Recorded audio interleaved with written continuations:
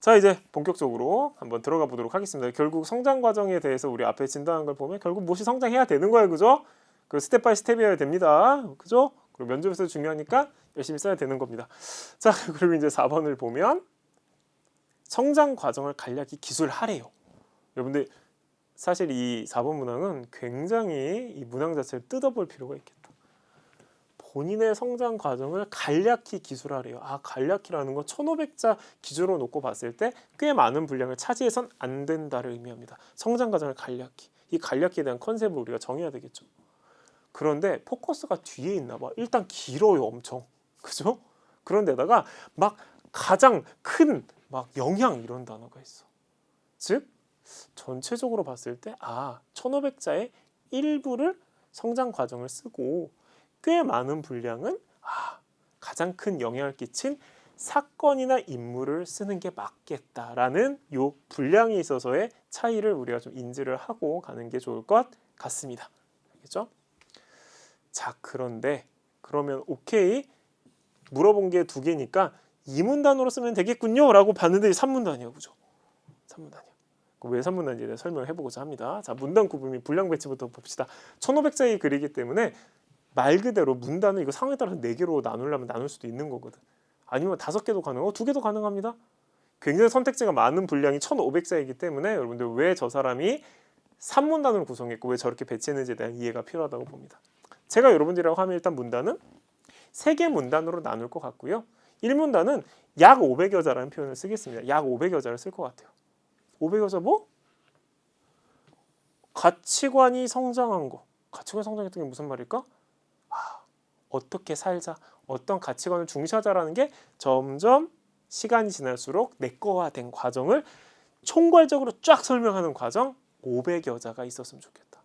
저는 이들이 말한 간략히에 가장 부응하는 정도의 분량이 4에서 500자 정도다라고 생각합니다. 여러분들 4에서 500자를 어필해 보도록 합시다.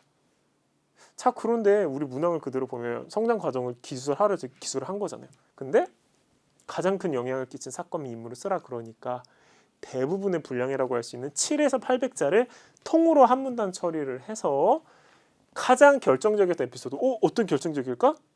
이 가치관 형성하는 데 가장 결정적이었던 에피소드를 상세하게 풀었으면 합니다, 여러분. 자, 그러면 이렇게 딱 끝내면 되지 않습니까? 인데 여러분들 이건 가독성을 고려해야 되겠다. 500자, 7, 800자 구성이 되고 나면 읽는 사람조차도 방향성을 다소 상실했을 수 있다. 그래서 우리는 다시 좁혀주는 겁니다. 몇 자로? 약 200자 안쪽으로 3문단 처리를 해서 3문단 이제 별도 구분을 해서 해당 가치관, 계속 이제 가치관 소개를 하고 있는 거잖아요. 그 가치관이 삼성전자 DS에서 회사 생활을 하는데, 그러니까 직무에서 뭐 성과 내고 막 이런 거 말고 말 그대로 조직 생활을 하고 회사 생활을 하는 데 있어서 굉장히 가치가 있습니다. 혹은 접점이 있습니다라는 설명으로 마무리를 지었으면 합니다. 이러면 가독성도 좋고 질문의 의도에도 부합한다라고 볼 수 있겠습니다.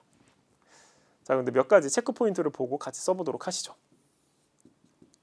1문단 봅시다. 1문단이 뭐였죠? 성장 과정. 어떤 거? 성장 과정이었습니다.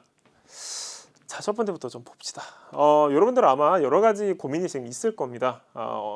왜냐하면 컨셉을 잡아야 되는 현재 상황에서 꼭 가치관만 우리가 이 어필을 해야 되나 뭐 이런 것들, 그리고 나 나름대로 어떤 게 성장했다라고 주장하고 싶은데 그건 안 되나요? 아마 이런 고민들이 있을 건데 여러분들 가치관이라는 말을 좀 폭넓게 해석을 했으면 좋겠습니다.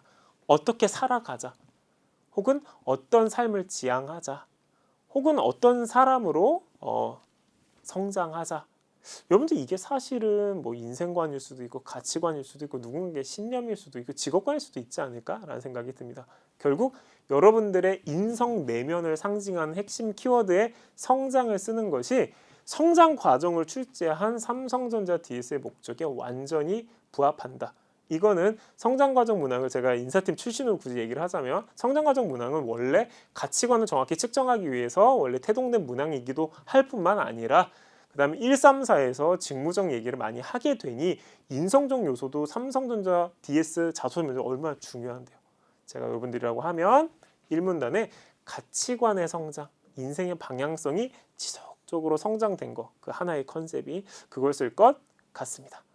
그리고 성장 과정 중에 과정에 포커스를 맞춘다면 이 500여 자 1문단에 그래도 소소하게 2개 이상 경험, 3개를 쓰기는 좀 어려울 거고요. 2개라고 보시면 좋을 것 같습니다. 2개 경험을 통해 해당 가치관의 중요성을 발견하고 적용하고, 뭐라고요? 우리 성장 과정의 핵심은 그 가치관으로 살아야 되겠다라고 느끼고 최근에 적용하고, 느끼고 적용하고, 그렇게 좀 소개를 했으면 하고요. 선생님 그러면 다 공감했는데 가치관을 뭘로 해야 될지 모르겠습니다. 여러분들 1강의 인재상 분석 키워드를 적극적으로 활용했으면 좋겠다. 여러분들 사실 여기 이제 쓰라고 제가 그 설명을 한 거기 때문에.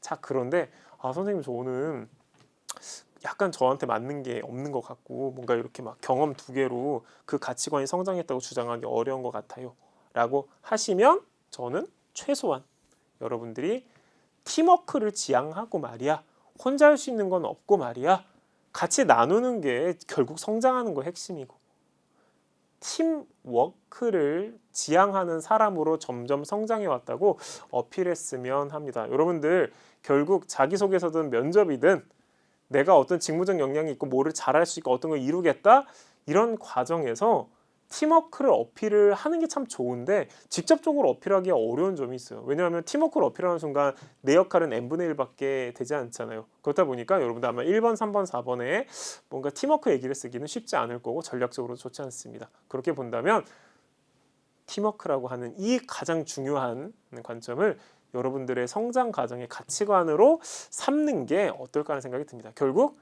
함께하는 것의 중요성을 점점 깨달은 과정을 1문에 썼으면 좋겠다라는 강한 추천을 드립니다. 그게 아니라면 여러분 인재상 분석 키워드들을 적극적으로 활용했으면 좋겠고요.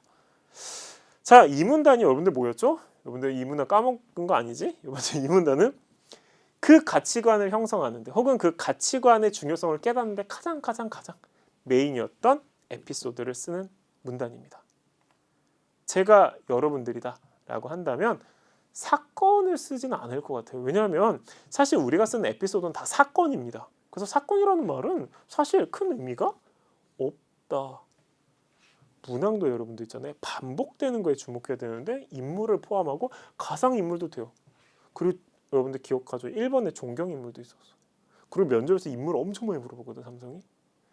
제가 여러분들이라고 한다면 그들의 목적이 그러한 것 같으니 특정 인물을 소개하는 방식으로 이 문단을 쓸 것 같고요. 세상의 가치관을 어필하자라고 우리가 주장하고 있는데 지나치게 직무와의 접점, 직무에서 공정의 로스를 찾아내는데 저는 뭐 굳이 그렇게 마케팅의 타겟 세분화 그렇게 하기보단 회사 생활이란 말이죠. 이렇게 접근했으면 좋겠습니다.